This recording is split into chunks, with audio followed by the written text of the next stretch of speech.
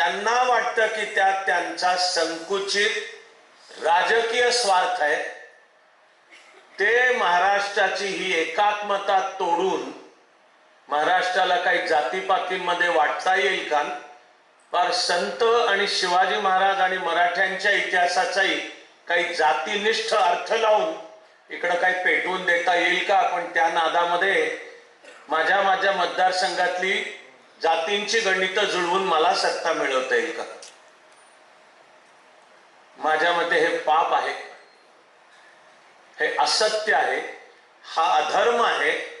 महाराष्ट्राचा महाराष्ट्र पण संत आणि शिवाजी महाराज आणि तिथून पुढचा मराठ्यांचा इतिहास याचा आदर्श ठेवून उलट आपल्या दुर्दैवाने कधी काही असलेच भेद तर ते विसरून सर्व कर्तृत्व भारत मातेच्या चरणी अर्पण करणे ही पुढच्या कर्तृत्वाची दिशा आहे।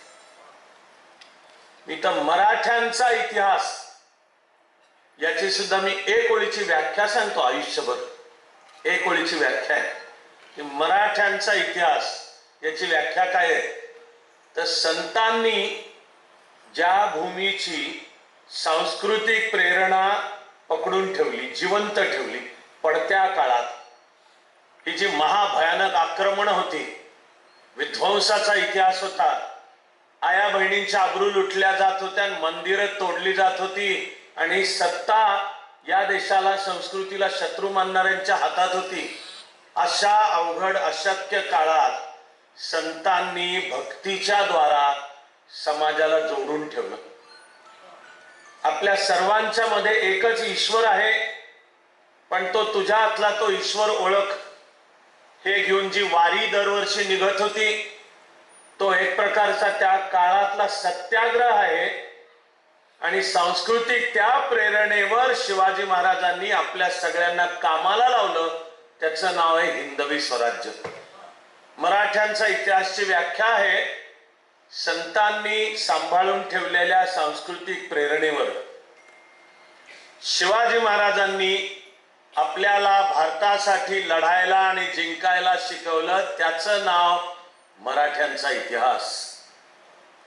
मुघलांच्या वर पानामागून पानं गौरव त्यांचा, त्यातल्या भले म्हणे तथाकथित, आता तो सगळा विषय नाही, तसा वेळही नाहीये, पण अकबरावर 10 पानं, शिवाजी महाराजांवर 2 ओळी।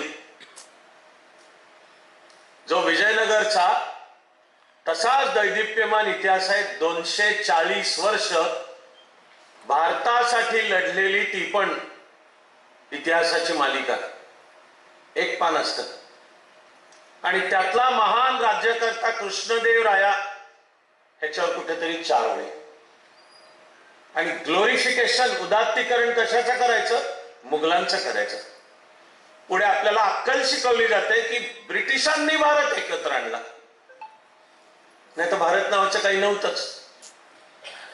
हे बोलणारे आजही शक्ती येतात आपल्या भोवती की त्यांचा काय भारत हे राष्ट्र आणि त्याची एकात्मतावर काय त्यांचा विश्वास नाही। ते सांगतात असं काही नाहीच आहे, कधीच नव्हतं म्हणतात। हजारो वर्षांची भारतीय संस्कृती आता मरते का काय अशी आली होती। अशा वेळी मुठभर मावळ्यांना घेऊन उभे राहिले शिवाजी महाराज, ये देशी हिंदवी स्वराज्य व्हावे हे तो श्रींची इच्छा। आपण जर शिवाजी महाराज ज्या काळात जन्माला आले, घडले आणि वयाच्या केवळ 16व्या वर्षी तिकडे रोहिडेश्वरापाशी त्यांनी प्रतिज्ञा घेऊन कामाला सुरुवात केली, तो काळ समजावून घ्यायचा जर प्रयत्न केला तर दिसेल भारतीय संस्कृती मरायला टेकली होती। आजके देत की आता हे जर चालू राहिलं तर गेलं, खतम, संपणार हा जो काही भाग।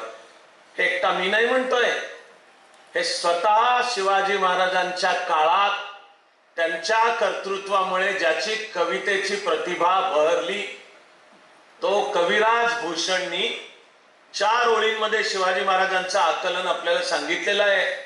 काशी की कला जाती, मथुरा की मस्जिद होती, गर शिवाजी न होता तो सुन्नत होती सबकी।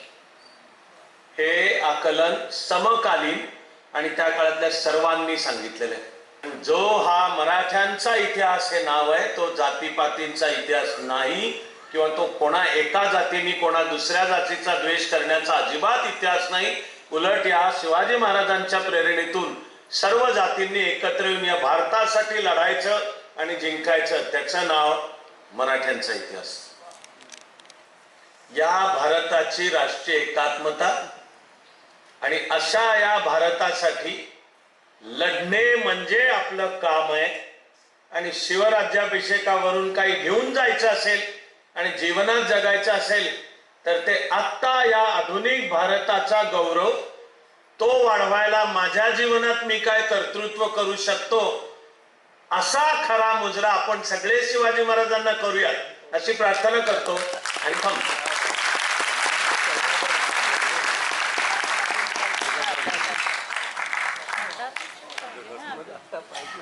मला माहिती आहे की अवतण कसं द्यावं. आम्ही देव्हाऱ्याला साहेब अवतण दिलंय आणि देव्हाऱ्याला अवतण दिल्यानंतर घराघरात तेच सांगितलं की जे युनेस्कोला कळालं ते आज कधी आम्हाला कळणार. युनेस्कोने सांगितलं 12 किल्ल्यांचं दर्शन घ्या. अरे तुम्ही 4 धाम करा, अष्टविनायक करा, 12 ज्योतिर्लिंग करा, पण छत्रपती शिवाजी महाराजांचे 12 किल्ले बघितल्याशिवाय शेवटचा श्वास घेऊ नका. शिवाजी जन्माला यावा पण तो शेजाऱ्यांच्या घरात असं का वाटतं? आपल्या घरात का जन्माला येऊ नये असं आपल्याला का वाटत नाही? छत्रपती संभाजी महाराज आपल्या घरात जन्माला यावे असं आपल्याला का वाटत नाही? आपल्या हिंदुस्थानाचा हे अखंड हिंदुस्थान, ज्या अखंड हिंदुस्थानाचा राजा छत्रपती शिवाजी महाराज होते, त्यांचा इतिहास संपूर्ण जगभरामध्ये सांगितला जातो. आज परकीय जे देश असतील त्या देशांना महाराजांचा इतिहास जाणून घेण्यामध्ये अत्यंत त्यांना क्युरिओसिटी असते.